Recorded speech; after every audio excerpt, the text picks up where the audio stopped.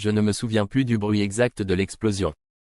C'était comme si le monde entier s'était éclaté en un millième de seconde, juste derrière mes oreilles. Mon corps a été projeté en avant, et tout s'est figé dans une lente descente dans le néant. Quand j'ai ouvert les yeux, la douleur s'est emparée de moi. Mon flanc brûlait comme un brasier, et le goût métallique du sang me rappelait brutalement que je n'étais pas mort. Mais ce que j'ai vu ensuite a figé le souffle dans ma gorge, des corps déchiquetés, des silhouettes étalées sur le sol, mes frères d'armes devenus des morceaux de chair inerte. Je me suis redressé difficilement, en proie à une terreur glacée. Mon unité n'était plus qu'un amas de cadavres. Des visages que je connaissais si bien, tordus par la douleur de leurs dernières secondes, gisaient autour de moi. Il n'y avait personne d'autre. Aucun bruit. Seulement le silence sinistre des bois dévastés par le chaos de l'embuscade. Je devais m'échapper. Le sang coulait le long de mon flanc, et chaque mouvement me faisait voir des éclats de lumière blanche. La radio était réduite en miettes, mes réserves de munitions presque vides. Une seule pensée me traversait l'esprit, bouger avant que l'ennemi ne revienne. Avec des jambes vacillantes, je me suis dirigé vers les bois, en laissant derrière moi ceux que je ne pouvais plus sauver. La première nuit a été un enfer. Je me suis réfugié dans une vieille bâtisse en ruine, espérant y trouver un peu de répit. La douleur m'aveuglait presque, et chaque respiration me donnait l'impression que mes poumons s'effondraient. J'ai trouvé un vieux morceau de tissu pour faire une compresse de fortune, appuyant dessus pour tenter de contenir l'hémorragie. À travers la fenêtre brisée, j'ai vu des lueurs de torches. Le cœur battant à tout rompre, je me suis jeté sous un tas de gravats, priant pour que la mort ne vienne pas me chercher ici, parmi ces pierres froides. Les soldats ennemis ont fouillé le bâtiment. Leurs pas résonnaient à quelques centimètres de moi, le crissement de la poussière sous leurs bottes me parvenant comme des coups de marteau sur mes tempes. Leur voix était rauque, excitée. Ils cherchaient les survivants de l'escarmouche. Je me suis tassé davantage, le souffle suspendu. Un soldat a tourné sur lui-même, la lumière de sa torche s'arrêtant à l'endroit précis où je me terrais. Je me suis figé, incapable de respirer, jusqu'à ce qu'ils tournent les talons et s'éloignent. Quand ils sont partis, je suis resté pétrifié pendant ce qui m'a semblé des heures, avant de rassembler le courage de sortir de ma cachette.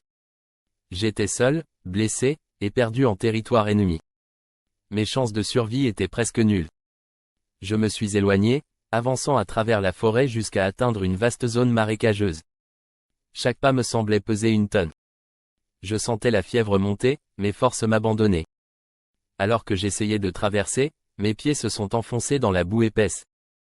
L'eau noire s'est refermée autour de mes jambes, m'aspirant lentement vers le fond. J'ai lutté pour me dégager, lutté pour ne pas sombrer. Les animaux rôdaient tout autour, des créatures invisibles chuchotant à travers les roseaux. Finalement, dans un élan désespéré, je me suis extirpé de ce piège mortel. La nuit suivante, je suis tombé sur un campement de fortune. La silhouette recroquevillée à l'intérieur s'est avérée être celle d'un soldat, mort depuis des jours. L'odeur de putréfaction m'a presque fait vomir. Mais j'étais trop affamé et trop désespéré pour me détourner. J'ai fouillé le camp, trouvant une gourde d'eau presque vide et quelques rations de survie. C'est là que j'ai aussi trouvé un revolver avec 2 balles. 2 maigres chances de me défendre, ou de mettre fin à cette souffrance si cela devenait insupportable. Un soir, j'ai allumé un feu. La chaleur m'a apporté un réconfort fragile, mais aussi un danger mortel. Des silhouettes se sont découpées dans l'obscurité, des soldats ennemis. J'ai éteint le feu et me suis caché dans un ravin. Les soldats fouillaient les environs, et l'un d'eux s'est éloigné du groupe. Mon corps s'est déplacé presque par instinct, un bras a enroulé son cou, serré fort, trop fort. J'ai senti la vie quitter son corps. C'était un garçon, à peine plus jeune que moi quand je suis entré dans l'armée. Sa mort m'a ébranlé, mais il n'y avait pas de place pour le remords ici. Seulement la survie. Peu après, j'ai commencé à voir des loups rôder dans les parages. Ils étaient là, comme des ombres mouvantes, sentant le sang et la faiblesse. Je savais qu'ils attendaient. Les affronter aurait été une folie. Je suis grimpé dans un arbre et ai attendu. Mes yeux étaient rivés sur eux, ces prédateurs sans pitié, guettant le moment où ils décideraient de passer à l'attaque. Ils sont restés là, me fixant de leurs yeux jaunes luisants, avant de finalement disparaître au lever du jour. Un jour, un hélicoptère allié est apparu. Il était si proche que je pouvais presque entendre les voix des pilotes. J'ai agité mes bras, utilisé un vieux miroir pour réfléchir la lumière vers eux. Mais l'hélicoptère a continué son chemin. L'espoir, Cette flamme vacillante s'est éteinte de nouveau, me laissant seul dans une noirceur plus profonde encore. Les jours se sont fondus les uns dans les autres, marqués par la faim, le froid, et une douleur si vive que parfois je ne pouvais plus avancer. Mais je ne pouvais pas céder. Pas après être arrivé si loin. Alors, je me suis infiltré dans un avant-poste ennemi, utilisant la brume comme couverture. J'ai volé quelques provisions, une carte à moitié brûlée, puis j'ai disparu comme un fantôme dans la nuit. L'infection de ma blessure est devenue critique. J'ai trouvé un abri médical abandonné, avec une trousse de secours. J'ai dû cautériser la plaie avec une tige de métal chauffée à blanc. La douleur était si intense que j'ai hurlé comme un animal pris au piège. J'ai sombré dans l'inconscience, seul, le métal encore collé à ma peau brûlée. Les jours suivants, une tempête de sable s'est abattue.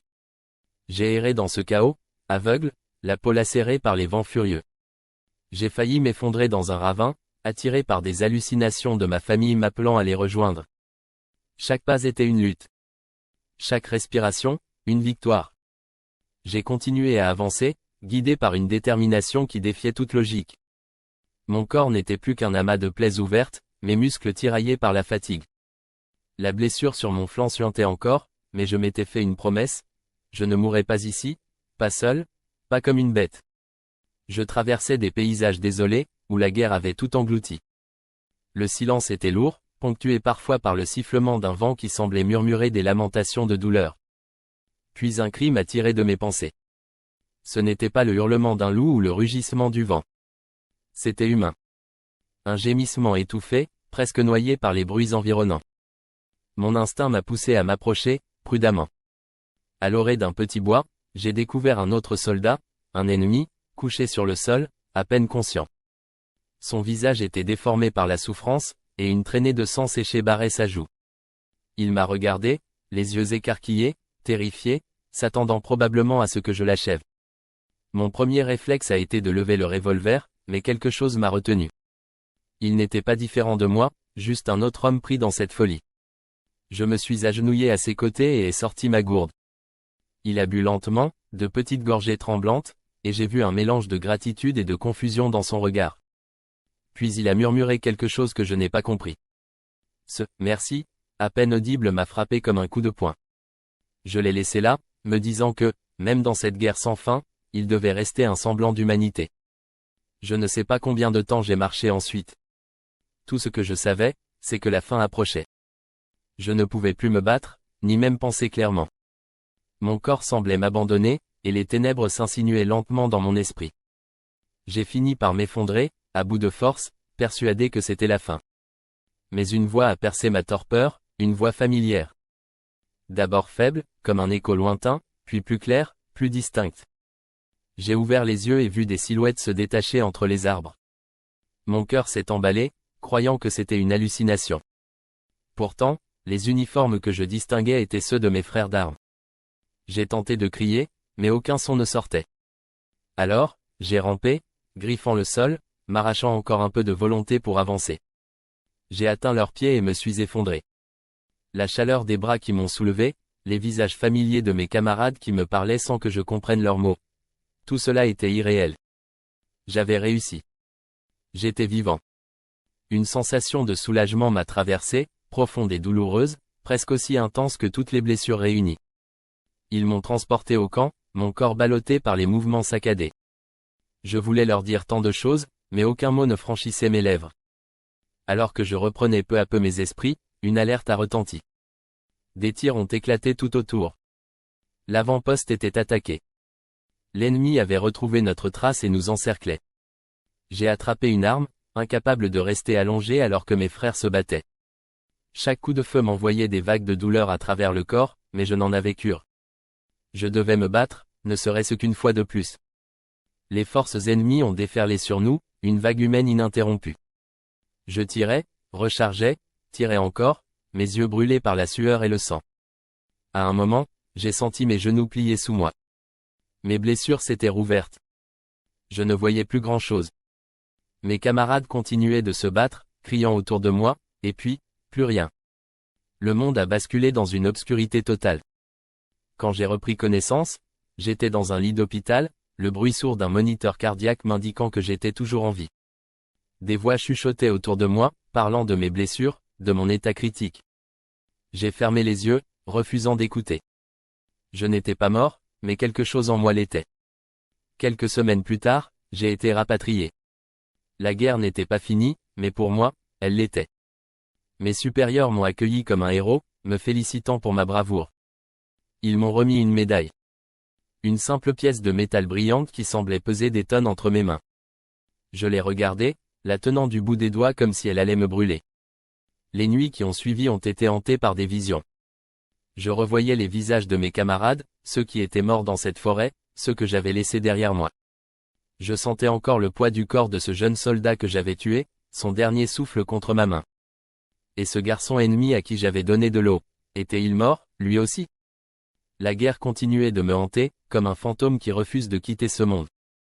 Je suis rentré chez moi, mais rien n'était plus pareil. La vie civile m'étouffait. Les rires des enfants, les regards admiratifs des gens dans la rue. Tout cela me semblait tellement absurde. Je n'avais plus de place ici. Le soldat que j'étais n'existait plus. Je me suis assis dans mon salon, regardant la médaille posée sur la table. Elle brillait sous la lumière du soleil couchant, semblant me narguer. Était-ce vraiment ça, la bravoure? Survivre, alors que tant d'autres n'en ont pas eu la chance? La médaille m'a semblé plus lourde, plus insupportable encore. Je l'ai saisie, prêt à la jeter par la fenêtre. Mais je me suis arrêté. Cette médaille ne représentait pas ma victoire. Elle représentait le souvenir de ceux que je ne pouvais pas oublier, de ceux que la guerre m'avait arrachés. Je l'ai remise dans sa boîte et l'ai rangée dans un tiroir, bien loin de ma vue. Peut-être qu'un jour, je trouverai la paix. Mais ce jour-là n'était pas encore venu.